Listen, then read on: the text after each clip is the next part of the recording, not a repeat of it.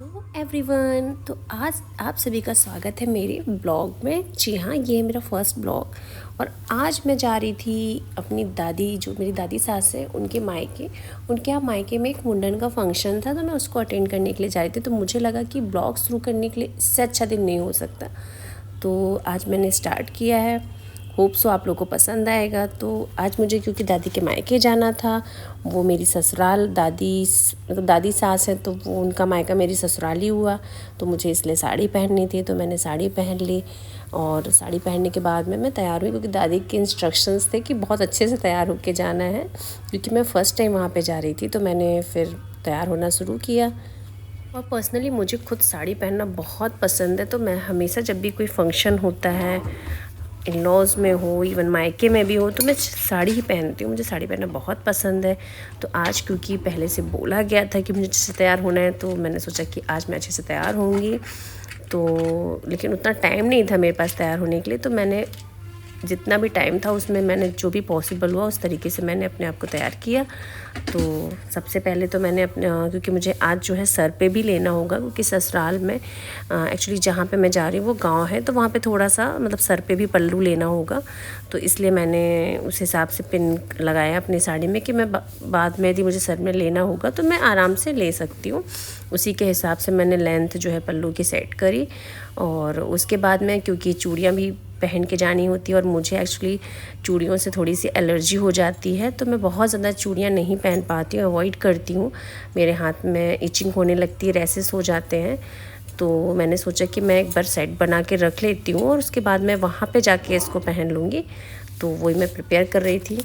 और उसके बाद जब मैंने देख लिया कि मुझे कौन सी चूड़ी पहननी है, और उसके बाद मैंने स्टार्ट किया अपना मेकअप।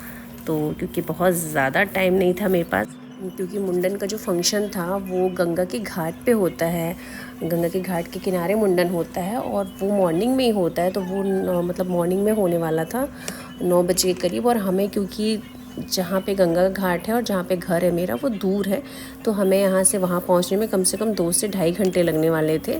तो मुझे बहुत जल्दी तैयार होना था, और मैंने फिर जल्दी से तैयार होना स्टार्ट किया। और जो भी थोड़ा बहुत मैंने मेकअप किया जल्दी से मैंने फटाफट उसे अपने हाथ से ही किया। मैंने ब्रश वगैरह का यूज़ नहीं किया, क्योंकि उसमें टाइम लगता है। तो मैंने फटाक से जो भी जितने जल्दी वाला मतलब जो मेकअप होता है वो मैंने किया।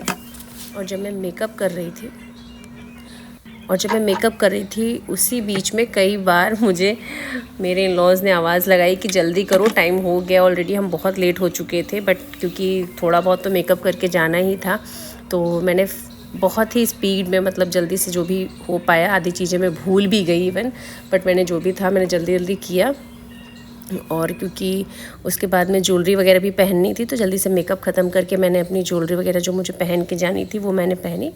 और उसके बाद में क्योंकि मैंने सोचा था कि जब मैं पूरी तरीके से तैयार हो जाऊँगी तो फिर मैं दादी को दिखाने जाऊँगी कि मैं कैसी लग रही हूँ। तो उसके बाद मैं जब अपने रूम से तैयार होकर निकली तो फिर मैं दादी के पास ही गई, और उनका जो रिएक्शन था वो मैं आपको बताती हूँ कि उन्होंने क्या कहा। और दादी हमेशा जब भी मैं तैयार होके जाती हूँ तो वो हमेशा बहुत अप्रिशिएट करती हैं। और यदि मैंने इवन जैसे कम बैंगल्स पहने हैं या कुछ भी, तो वो उस चीज़ को भी नोटिस करती हैं और टोकती भी हैं कि ये तुमने कम पहना है। तो इस बार मैंने अच्छे से बैंगल वगैरह पहने थे, और मैंने कहा कि चलो अब मैं दादी के पास चलती हूँ। और मेरा मेकअप पूरा डन हो चुका था, और मैंने सामने से थोड़ी हेयर स्टाइल भी बनाने की कोशिश की, क्योंकि इतनी जल्दी कुछ भी बन पाना पॉसिबल नहीं था। तो जो भी हो पाया टाइम के अकॉर्डिंग मैंने वो कर लिया।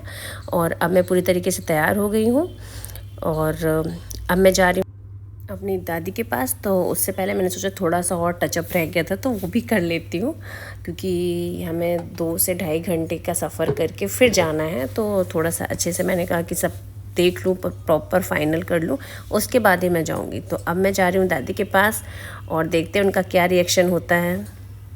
दादी सही लग रही हूँ? हमको तुम दिखाते ही नहीं हो।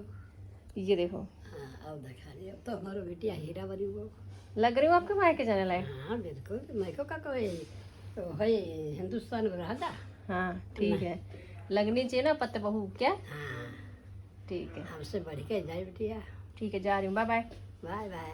तो देखा आप सभी ने, दादी का रिएक्शन तो बहुत अच्छा था। और दादी मेरी बहुत स्वीट है, वो 86 ईयर्स की हैं, बट बहुत ही मतलब स्वीट है।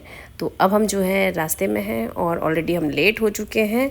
तो अब देखते हैं, क्योंकि मुझे तो लग रहा है कि हम मुंडन सेरेमनी में नहीं पहुंच पाएंगे और हमें लग रहा है सिर्फ हम रात में पार्टी ही अटेंड कर पाएंगे। तो बस हम जाते हैं और अब हम जो है गंगा घाट पहुंच गए हैं और आप देख सकते हैं कि यहाँ पे मुंडन सेरेमनी ख़त्म भी हो चुकी है और हम हो चुके हैं लेट। तो अब हम सीधे जाएंगे वेन्यू पे जहाँ पे पार्टी थी। तो अब मुझे क्योंकि दादी का गांव घूमना था और दादी का पुराना घर देखना था, जिसमें क्योंकि दादी 86 ईयर्स की हैं और मतलब वो उनका जो फर्स्ट घर था ये है। अब यहाँ पे वो लोग नहीं रहते, अब उनका नया घर बन गया है। तो बट मुझे पुराना घर देखना था। तो ये दादी की और 2 सिस्टर्स हैं छोटी, तो छोटी दादी से मैंने बोला कि मुझे पूरा गांव घूमना है, मुझे दादी का घर देखना है।